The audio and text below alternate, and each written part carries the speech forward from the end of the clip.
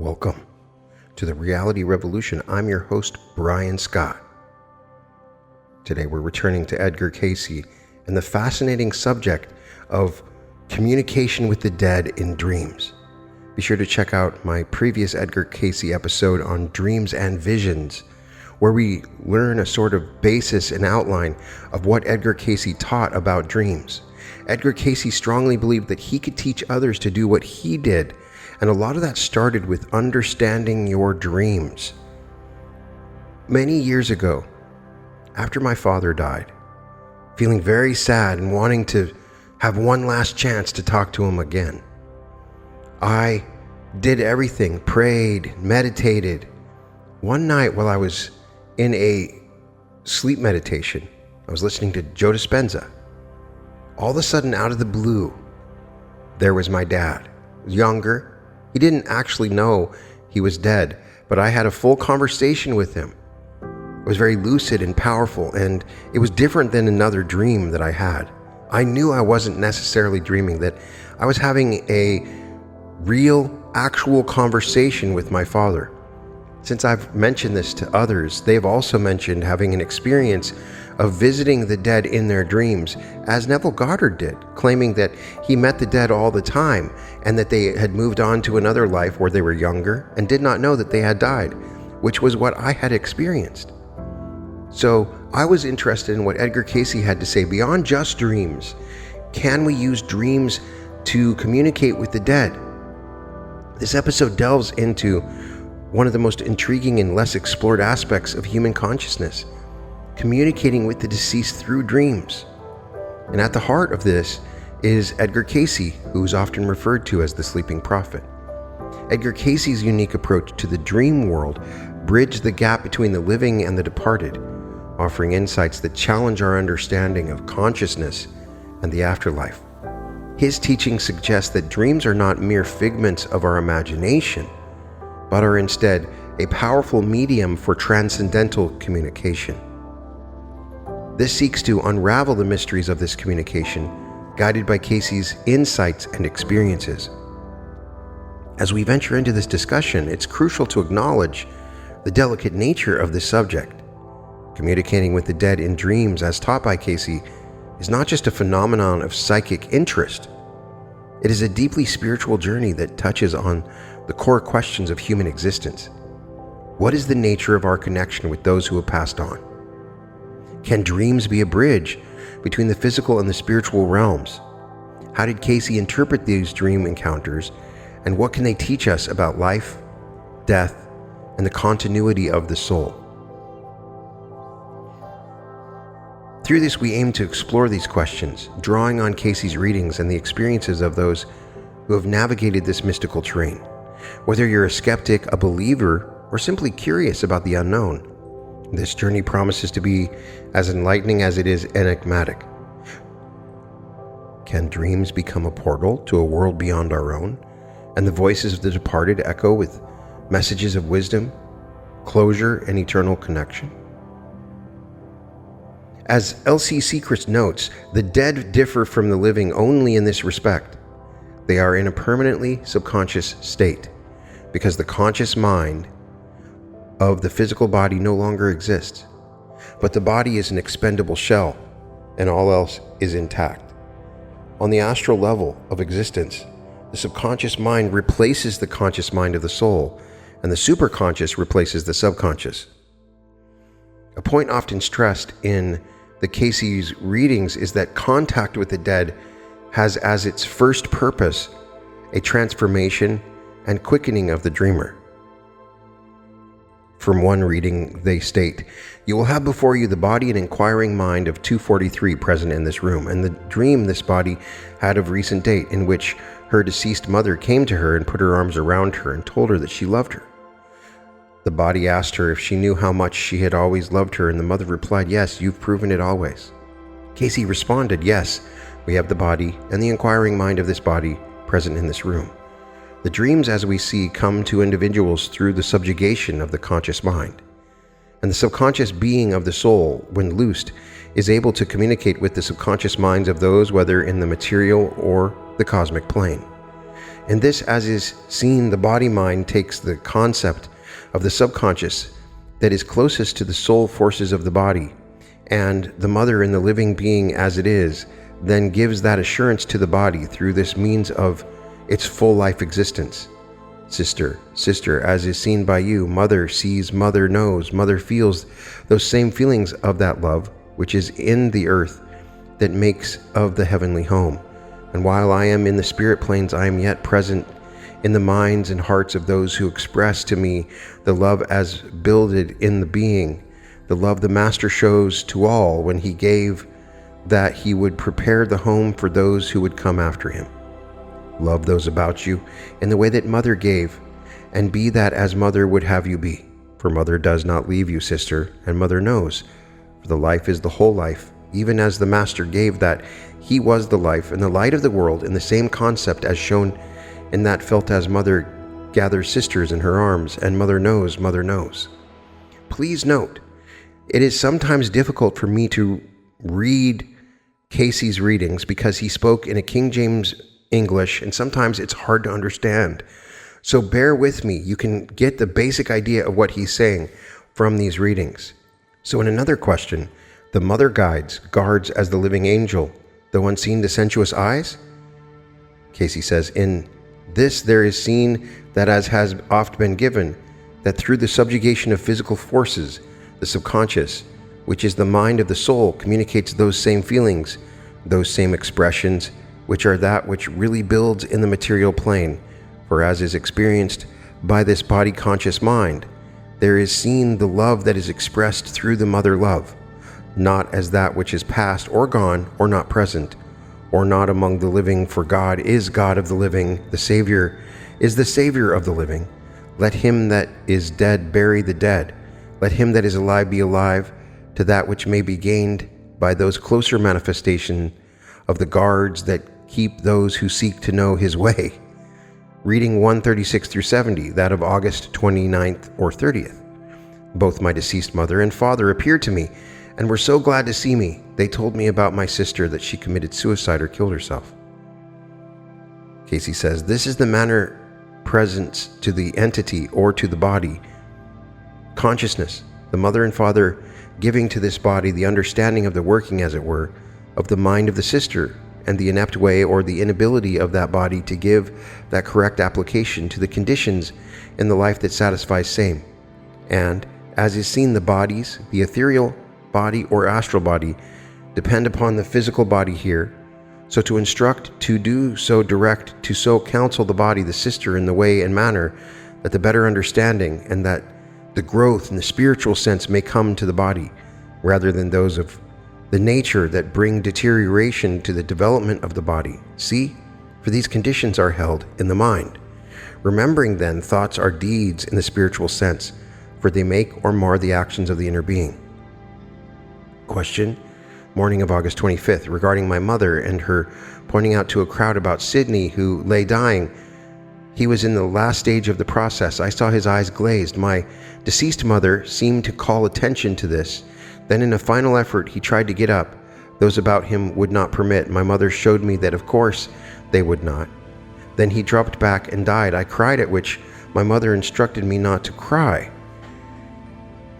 Cayce says, in this emblematical way and manner, we find here our lessons being given to this body through the efforts of the mother or the guardian forces for this body, those lessons as pertain to the various phases of development in life, in this particular individual as seen and as understood by the mother. This entity represents a definite condition in the physical affairs, or in certain social positions and standings.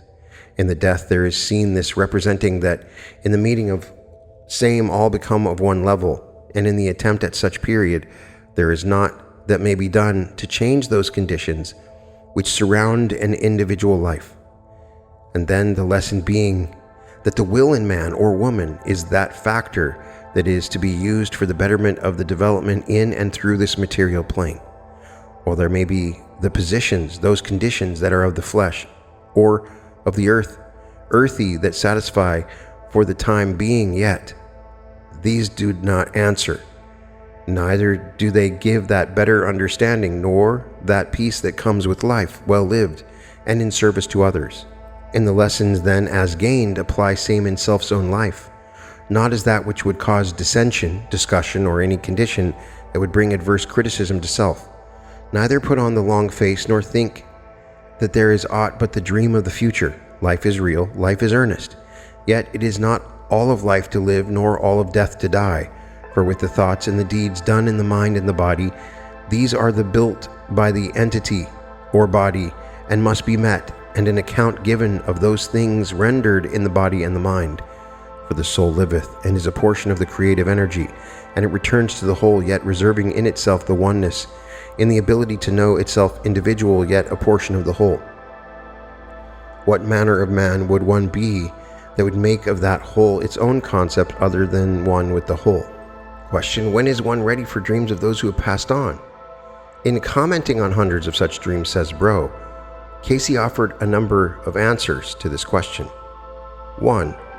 First of all, one is ready for such dreams when he has them. His subconscious will not feed him experiences he can't handle if he chooses to do so. Secondly, one is ready for dream contact with the dead when he will not speak lightly of them. In Cayce's view, such dreams could mean dangerous escapism. Thirdly, one is ready for dreams of the dead when he soundly loves and serves the living. Such dreams always come for a personal reason, a personal growth of the dreamer, or some concrete service in the regular round of his daily life. Dream messages seeming to come for a general public are immediately suspect, for healthy contact with the dead was not designed to function for the living in this way. And fourthly, one is ready for the dreams of the dead when he is ready to give aid to the dead as to receive it. When prayer for a discarnate comes freely and naturally to mind, then visions of them may follow. Any other approach tends to be exploitative. Fifthly, one is ready for dreams of dead loved ones when he has worked through his griefs and guilts regarding them and has forgiven them for hurts to himself. Lack of this makes a nearly impenetrable barrier. Finally, one may dream of the dead when his own full life draws to a natural close, and it is time for him to prepare for the next journey. Cayce, who provided thousands of readings over his lifetime, often spoke about the afterlife and the soul's journey beyond physical death. A cornerstone of his teachings is the belief in the continuity of the soul and its progression through various planes of existence. Cayce suggested that the dead are not lost to us. Instead, they move to a different plane of consciousness. In this context, he believed that dreams could serve as a bridge between the living and the deceased. Dreams, according to Cayce, were more than just nightly meanderings of the subconscious mind.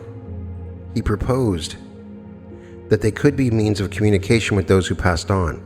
These communications were not random or meaningless, but were imbued with purpose and intent, often providing comfort, guidance, or closure to the living. Cayce taught that the deceased might appear in dreams to convey messages, offer reassurance, or even to seek help if they were encountering difficulties in their transition to the afterlife. He encouraged individuals to pay attention to their dreams, to document them, and to seek the symbolism and deeper meanings within them. Beyond dreams, Cayce also spoke of the psychic connection between the living and the dead. He believed that some individuals possess the innate ability to communicate with the deceased consciously. This communication could manifest in various forms, including visions, auditory messages, or an inexplicable knowing. On my mother's side of the family, this was a big deal.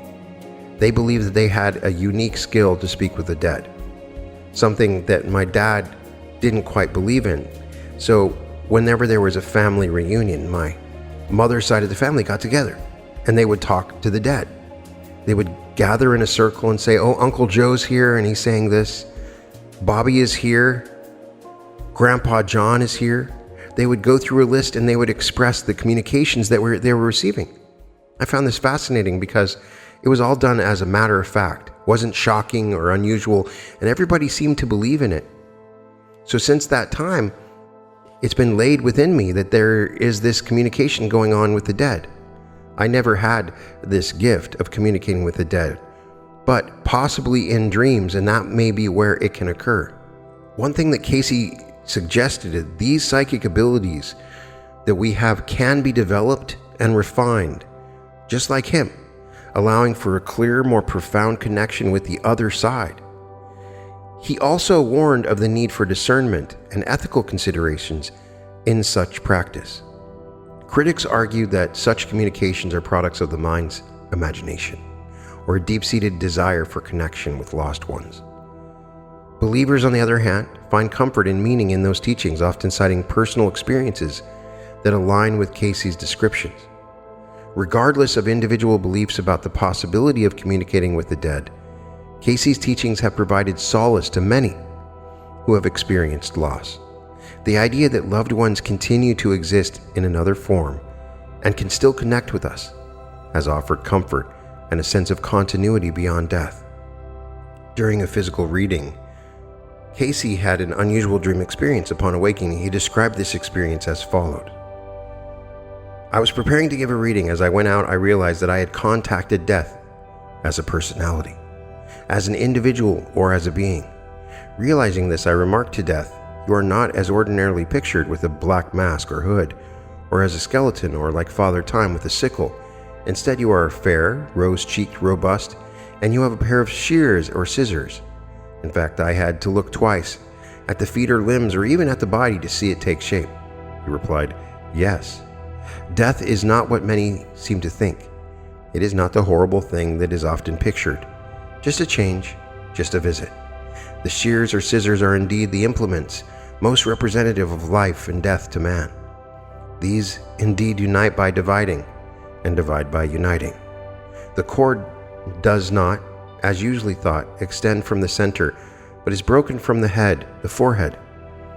That soft portion we see pulsate in the infant.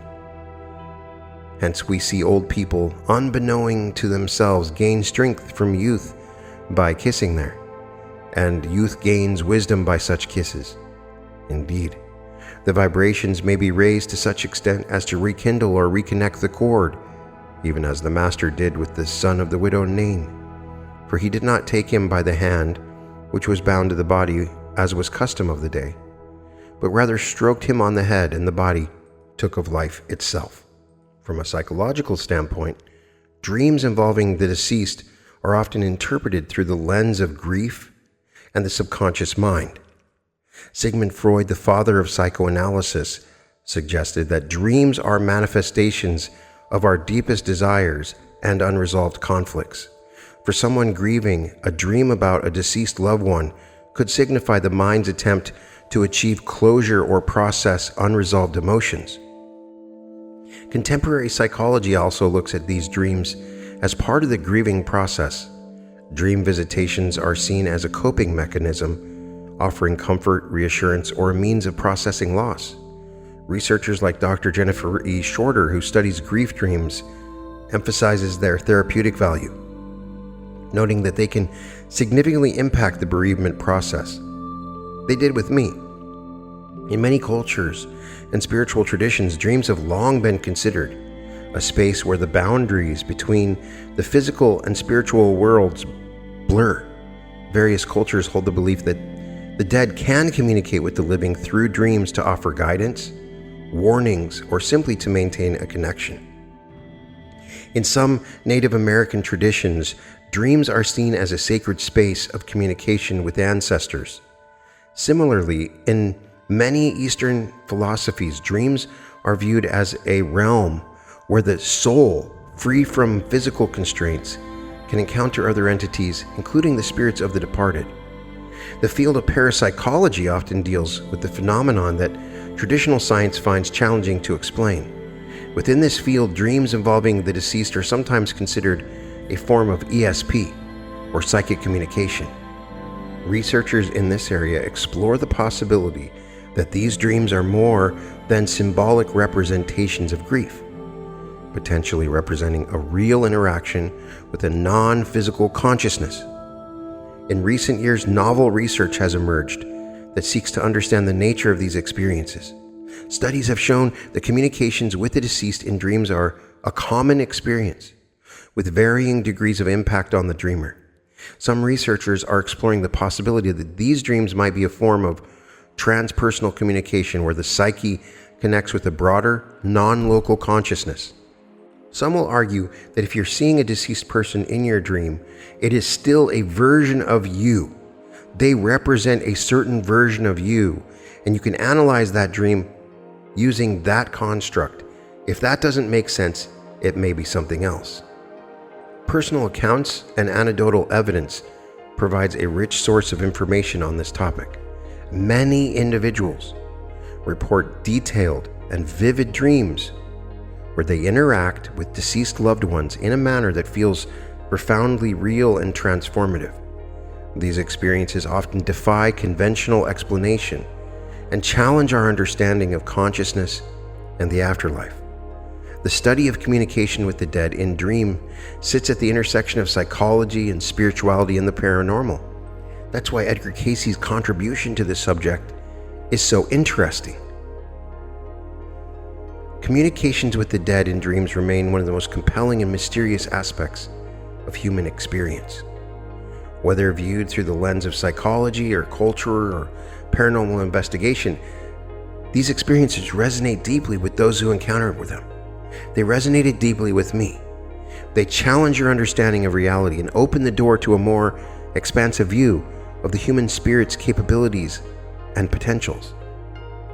So what I recommend is try this short little pre-sleep meditation to create the intention and focus in order for you to communicate with someone that is close to you that's been dearly departed. If you can follow this, and it's just a couple of minutes, it'll give you the intention as you go into sleep so that it's on the tip of your mind. And sometimes that aids in the dreaming process so that you will encounter someone. You're saying, I'm here. You're opening the door and saying, I'm available. I'm open to having an experience with you. Try this process, and you can come back to this anytime you want to try it. It may take a couple of times before it works. Close your eyes and take several deep, slow breaths.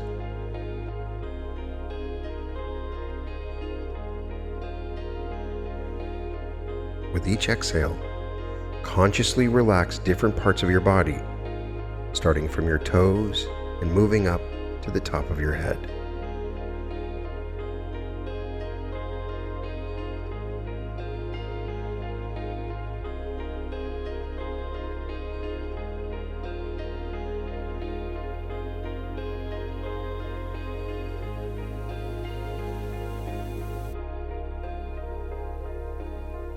Gently focus your mind on your intention to communicate with your deceased loved one.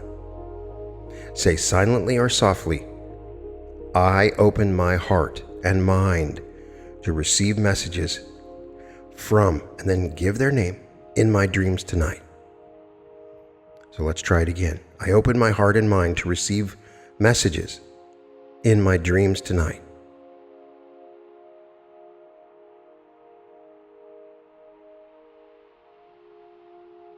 Give some space when you declare this intention to give it authority and meaning. Imagine a peaceful place where you feel safe and happy. This could be a familiar location or a creation of your imagination.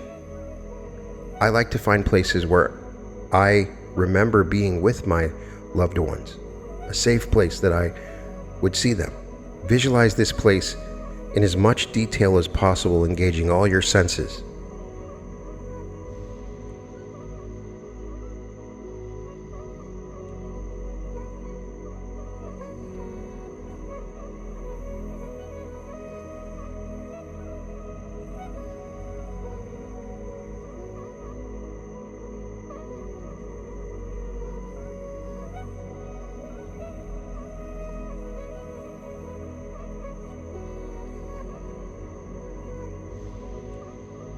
In your mind's eye, gently invite your loved one to join you in this safe space. Picture them clearly, recalling their features, voice, and mannerisms. Feel their presence with love and openness.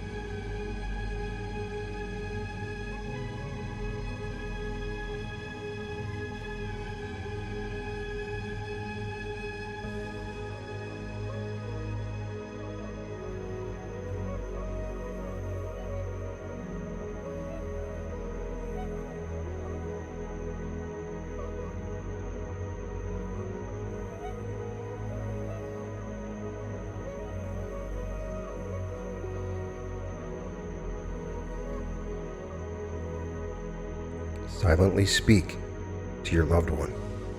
Share your feelings, thoughts, or questions. Be open and honest. Visualize them listening attentively and lovingly.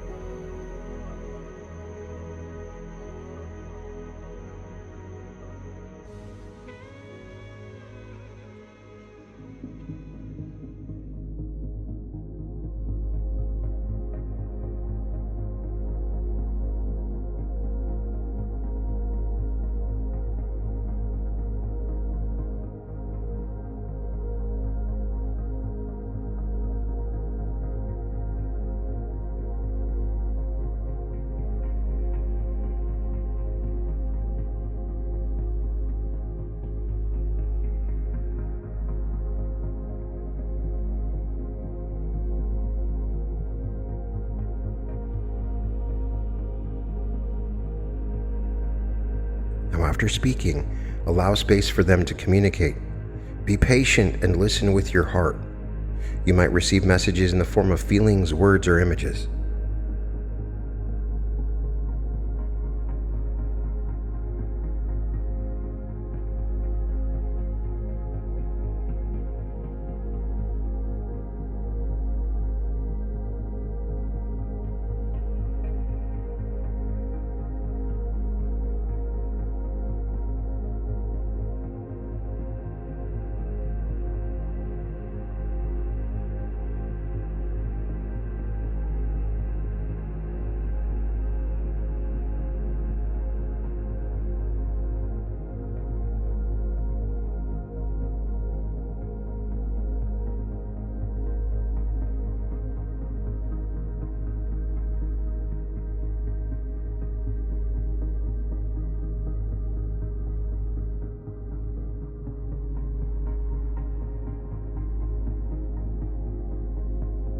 Whether you perceive a clear response or not, express your gratitude for this connection.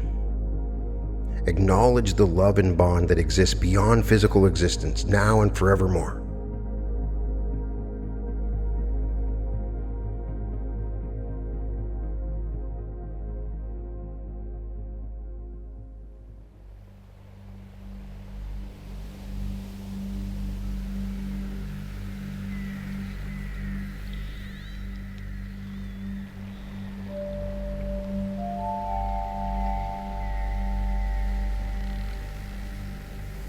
Now that you've made this connection and this initial conversation, begin the process of going to sleep with the intention that you can have further communications with your deceased loved ones. I highly suggest that when you awake in the morning, jot down any dreams or sensations that you experience, regardless of whether they directly relate to your loved one. Sometimes messages are subtle or symbolic.